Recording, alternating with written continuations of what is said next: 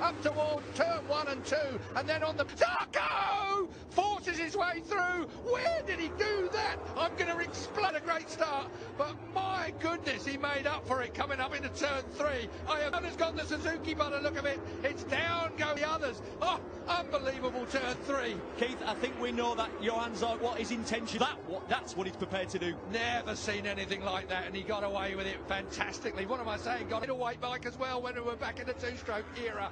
He is a fantastic rider. Lorenzo is always good off the start, and you saw the Ducati just pound. Pedrosa and Tito Rabat is 10th. And they go over the line. Marquez is already at La Chapelle. He's already right on top of Lorenzo. Lorenzo's going to get done when we get tight. Oh, you've no idea how close that was. We're talking millimetres, not in. Look for going to the front straight away. He's not going to wait, is he? He just wants to get on. Devastating around here. There's the doctor. Oh, Tito Rabat's crashed. So's of Alvaro Batista earlier as well. So that's at on the Ducati. It should be faster than the Yamaha, but we know Afraid at turn 3.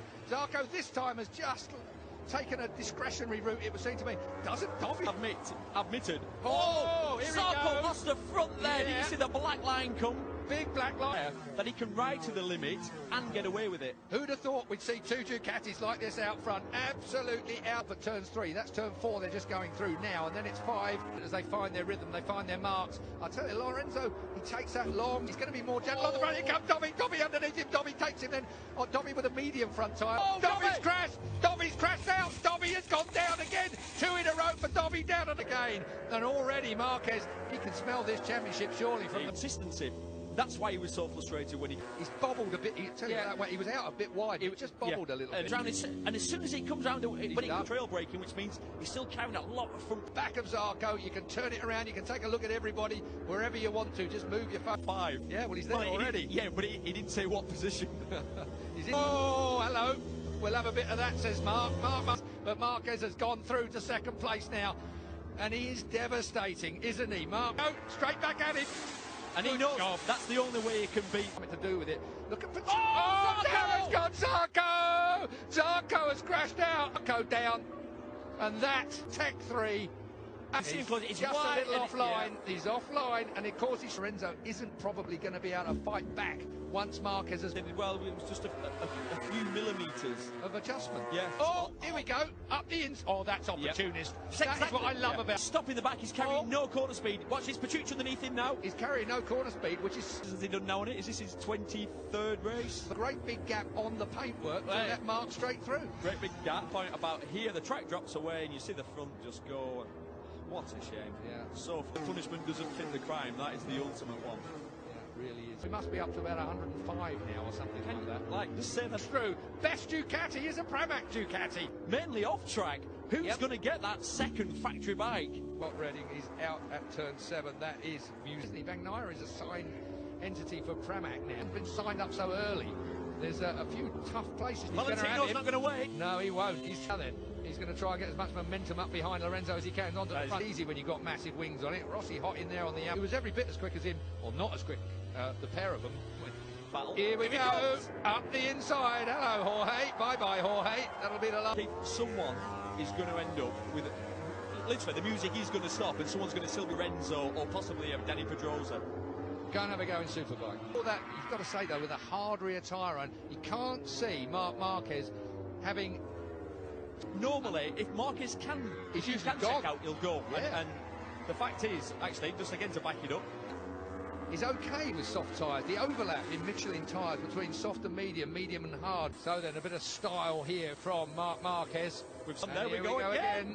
Front end tucked under. It's subtle. Yeah. Rossi. Rossi now a podium and the fastest lap so far for 2.6.7.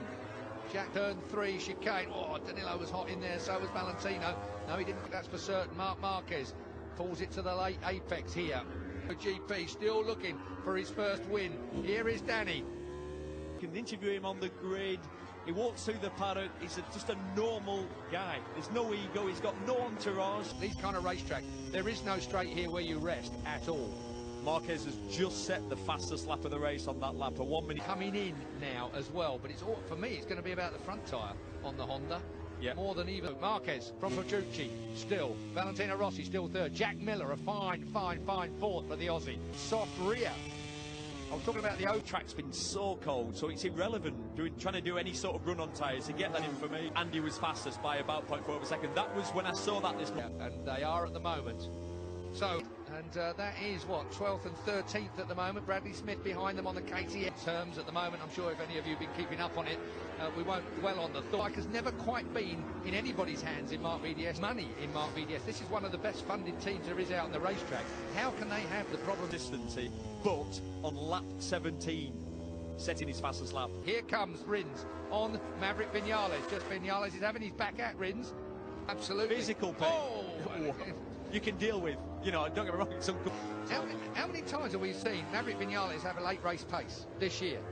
Danny's in front of Lorenzo. Yeah. And his late race pace, the problem in the leaders. It's irrelevant what your race was done. Mistake from Lorenzo. It's typical Lorenzo. Exactly breaking the same. Yeah. Exactly the same as we saw before. He is really the Honda. It wants to get tight. You need Petrucci just to try and break that. Do you know, it's been I was looking at another stat that I've got. You remember when he's gone out on slick tyres when there's been 6 inches of dry line in place. You know, Rossi has had to try the Marquez style of getting their bikes through corners, and maybe that's part of the well to test and change things during the course of the season. Look at him using a bit of inside curve still, and then just gets it. Doesn't over-try.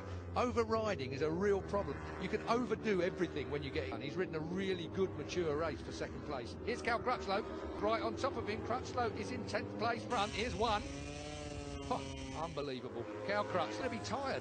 Up there, Rins nearly hooked himself at the back. Close. Nearly hooked the rear of Cal Crutchlow. They're just not going to trail brake as hard into those corners that can knock you off. It's where you lose it is on that. Used up all your tyres. You should just be peaking. It should have gone over the best by now. Yeah. But I'm just guessing from the way that the tower to the left of your picture there, Marquez fan in the grandstand, there is Marc Marquez. As we move on, it's going to be a big wheelie out of the last. Marc Marquez then, of Repsol Honda, he's the bounce, he's going to win. Comfortable, up on the peg, superb. Danilo Petrucci gets second, Rossi third, Miller right.